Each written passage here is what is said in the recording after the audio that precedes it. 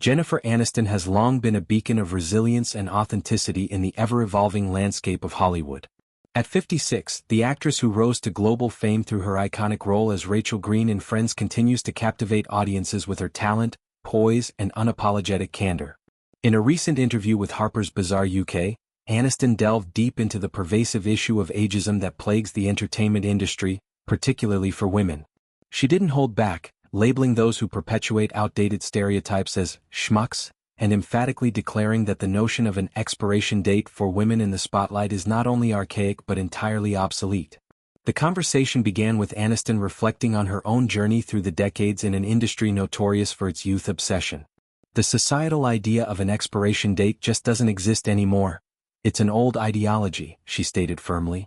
Her words resonate powerfully in a world where women over 50 are often sidelined, their value diminished by superficial metrics like age or appearance. Aniston, however, refuses to play by those rules. She pointed out the sheer demographic reality. Women constitute more than half the population, and their contributions, especially the wisdom accrued over years of experience, are indispensable. We're here and we're more than half the population. And would any of you schmucks be here if it weren't for us anyway? She quipped, her humor laced with a sharp edge that underscores the absurdity of dismissing women's relevance as they age. This bold stance is not just rhetoric for Aniston, it's a lived truth. Her career trajectory exemplifies the progress she celebrates. From the cultural phenomenon of Friends, which aired from 1994 to 2004 and remains a touchstone for sitcom excellence, to her Emmy-winning performance in The Morning Show, Aniston has consistently reinvented herself. The Morning Show, a drama that dissects the underbelly of morning television news, allows her to portray complex, multifaceted women navigating power dynamics in a cutthroat environment. In the series, her character, Alex Levy, grapples with scandal, ambition, and personal reinvention, mirroring Aniston's own evolution. The show's success, with its star-studded cast including Reese Witherspoon and Steve Carell, highlights a shift in Hollywood. Audiences crave stories led by women of substance, not stereotypes. Aniston's commentary on ageism extends beyond personal anecdote.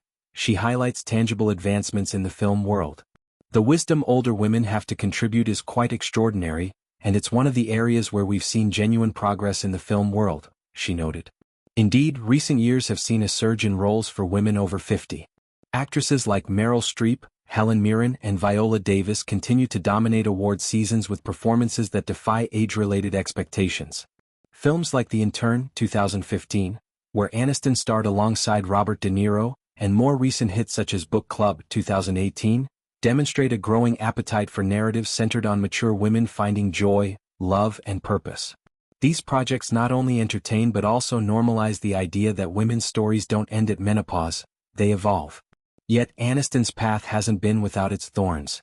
She opened up about a deeply personal battle that intertwined with her public persona, a 20-year struggle to conceive a child. For years, tabloids painted her as a selfish workaholic who prioritized career over family, a narrative that stung profoundly.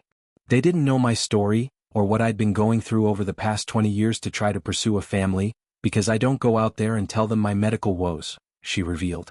That's not anybody's business. But there comes a point when you can't not hear it. The narrative about how I won't have a baby, won't have a family because I'm selfish, a workaholic. It does affect me, I'm just a human being. We're all human beings. This revelation peels back layers of vulnerability rarely seen from the poised star. Aniston's fertility journey began in her late 30s, a period marked by intense media scrutiny following her high-profile divorce from Brad Pitt in 2005. The couple, married from 2000 to 2005, had been Hollywood's golden pair, young, glamorous, and seemingly unstoppable.